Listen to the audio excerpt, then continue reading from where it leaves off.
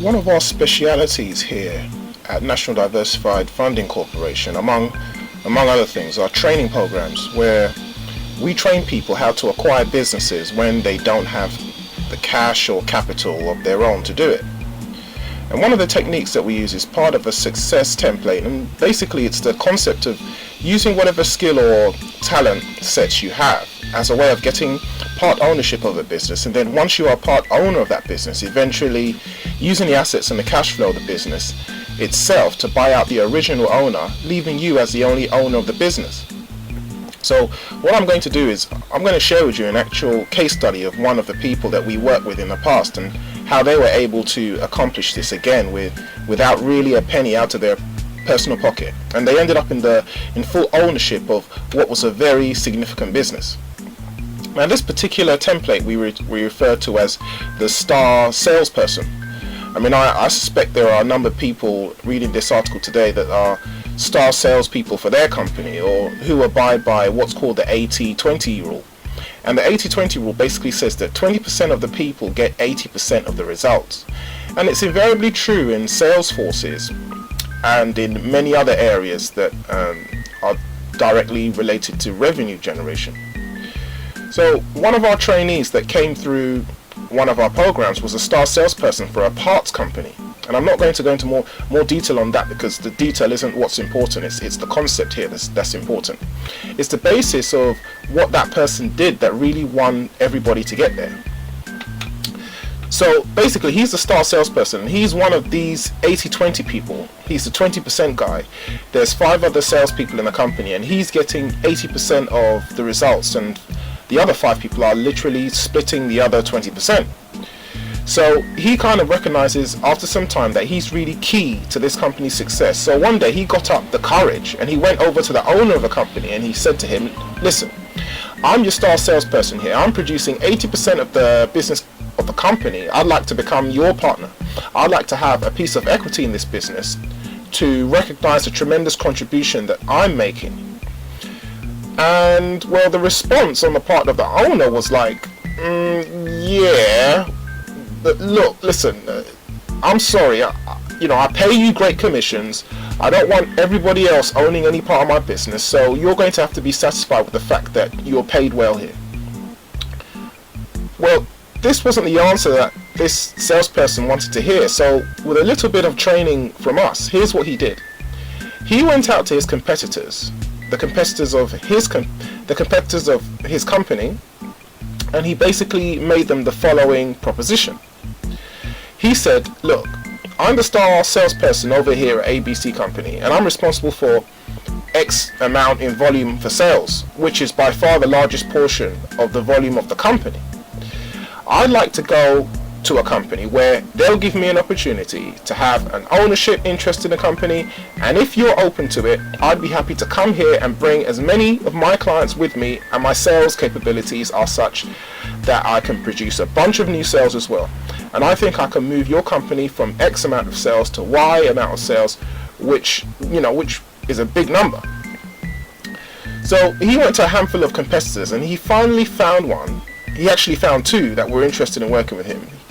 And the reason he made one choice over the other was not because they were willing to offer him a better deal, but I'll go into that at the end of the story, about why he chose the one he did, and it will become obvious when I tell you. So he chose one of them, and the deal that he made with the owner was, when I hit X amount of sales, you're going to give me 10% interest in the company, and when I hit Y amount of sales, you're going to give me 20% interest in the company, and when I hit Z amount of sales, you're going to give me 30% interest in the company. So it was milestone related. And then he showed the owner that as he hit those milestones, how much more the company was worth and how much more income the owner would have as a result of him hitting that. And he was able to show him that owning 70% of a company with the amount of sales he was going to deliver in order to get his 30%, that 70% would be worth at least twice and probably 3 times as much as owning 100% of the company as it was. So he had to achieve the milestones, but when he did, he got the equity ownership in the company. So, long story short, he moves over, he brings a lot of new clients and customers with him, he brings in a lot of new business, and within a year he hits that 3rd milestone. he gets 30% interest in the company. So now he's a part owner in the company, and he's still getting all of his commissions, but he now has his equity in the company. Now, why is this significant? Okay, well, it's significant because in this business that he's now 30% owner in, that business has assets, has inventory, has accounts receivable, has machinery and equipment, it has furniture, fixtures, artwork on some of the walls. I mean, it has assets, and it also has cash flow, meaning income, expenses, net profit, and cash flow. And when we train people how to do this, once they're the partial owner of a business, like whether you own 5%, 10%, 30%, doesn't matter. The point is, once you're an owner of a business, it is now possible to use the assets and the cash flow of the business itself to buy out the original owner. So without coming up with a penny of your own personal money, just his ability to produce sales, he earned in a percentage equity in the company, and then used the assets and cash flow of the company. He leveraged those to now buy out the original owner, leaving him as the sole owner of the business. So now, when I started this, I said he picked one of two different owners who had agreed to do this type of transaction with him. And here's what the difference is.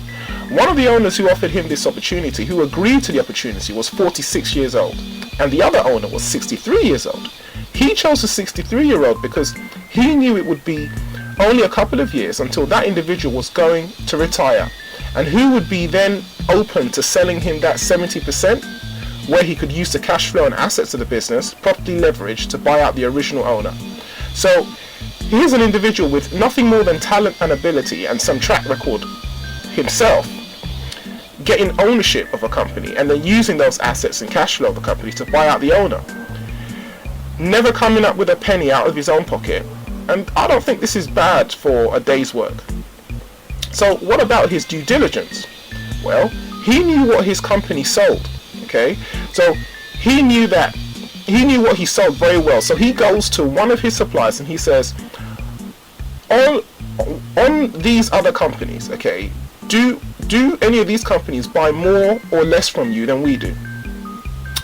Now, most of the time, if you ask that in some way in a casual conversation, they'll answer that, and he was able to tell by the answers, you know, which companies were doing better than others, and he was able to extract from his suppliers. He was able to impute the volume of those companies. But even if he hadn't done that, that's not necessary, because what he does is he goes to the company that he wants to do the deal with, and he just says to them simply, look, if I bring you X volume of sales, what will that do for your business? What percentage of sales would that be equal to? And that's exactly how he did it.